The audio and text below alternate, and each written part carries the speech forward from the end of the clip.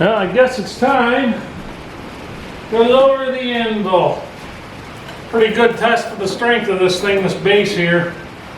So, if these plates are holding the weight of this base, I'm not too worried about it coming down. You know what I'm trying to say. Now I have a pallet jack set up down below here and a pallet on it, so this will be a real easy move for us.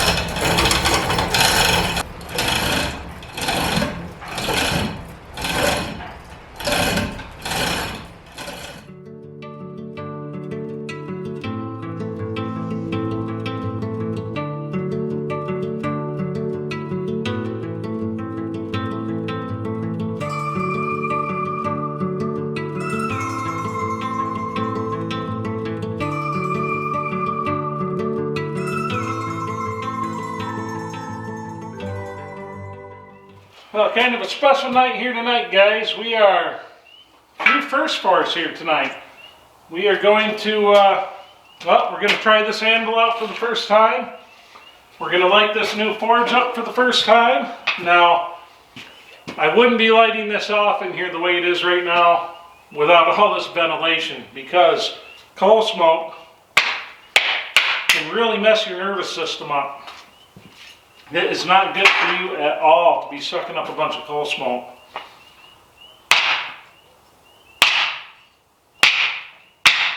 $1 hatchet, that'd be better.